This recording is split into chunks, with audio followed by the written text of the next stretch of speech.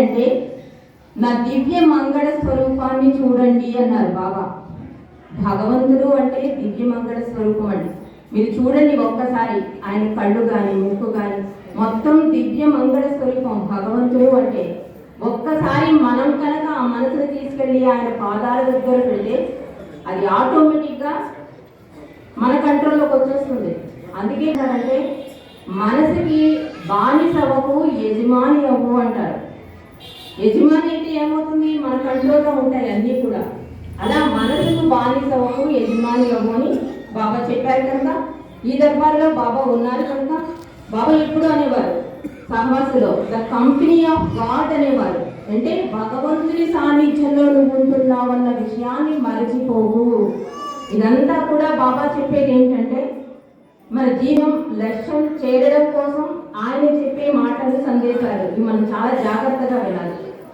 ముందుగా అసలు భగవంతుడు అంటే ఏంటి, భగవంతుడు అంటే ఎవరు అంటే చెప్తాం. నా రాముడు భగవంతుడు, నా కృష్ణుడు భగవంతుడు. కానీ భగవంతుడు అంటే ఏంటి? భగవంతుడు అంటే నిరాకార స్వరూపం అండి.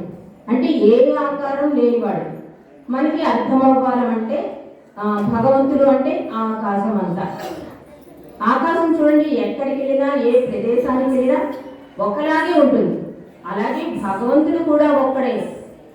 దేశ కాల మాన పరిస్థితులను బట్టి ఆయన అవతారాలు దాలుస్తూ వస్తూ ఉంటాడు. ఒకసారి రాముడిగా, ఒకసారి కృష్ణుడిగా, బుద్ధుడిగా, జీసస్గా, ఇప్పుడు అవతారు మెహర్ బాబాగా. ఎందుకంటే భగవంతుడు ఇన్నిసార్లు కిందకి దిగి రావడం, ఇన్ని అవతారాలు ఏంటి అంటే భగవంతుడు చెప్పే సత్యాన్ని మానవులు పట్టుకోవటం లేదు కనుక. బాబా ఏమంటారంటే మానవులలో మార్పు రావాలి అంటున్నారు. ఎలాంటి మార్పు? మానవుడు ఎప్పుడూ కూడా గతాన్ని పూజిస్తాడు, వర్తమానాన్ని విస్మరిస్తాడు, భవిష్యత్తు కోసం ఎదురు చూస్తూ ఉంటాడు. మనకి బాగా అర్థమవ్వాలంటే రామావతారంలో రాముడు ఉన్నంతసేపు రాముడిని ఎవరు దేవుడిగా కొలవలేదండి. అపనిందల పాలు చేశారు, అపహాస్యం చేశారు. తర్వాత ఆయన వెళ్ళాక గుడులు, గోపురాలు, అష్టోత్తరాలు, కళ్యాణాలు ఇవన్నీ చేసుకుంటూ వచ్చారు.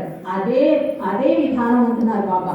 ఇందులో మార్పు రావాలి అంటే ప్రజెంట్ నేను వచ్చాను అని బాబా నేను భగవంతుడును, ఆ సనాతనుడును అని చెప్పినా కూడా మనం పట్టుకోలేకపోతున్నాం. ఎందుకు? మాయకి ఎక్కువ మమైకం అయిపోవడం వల్ల. అందుకే బాబా అంటారు జీవితాన్ని సాధారణంగా భగవంతుని సీరియస్గా తీసుకోండి.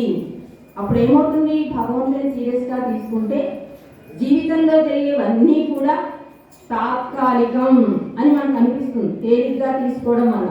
అదే సీరియస్గా తీసుకున్నాం అనుకోండి, నాతోనే ఉంది, నేను లేకపోతే ఎలాగా, నేనే చేయగలను అని నేనుతో మమైకమైపోయి భగవంతుడికి దూరం అయిపోతాం.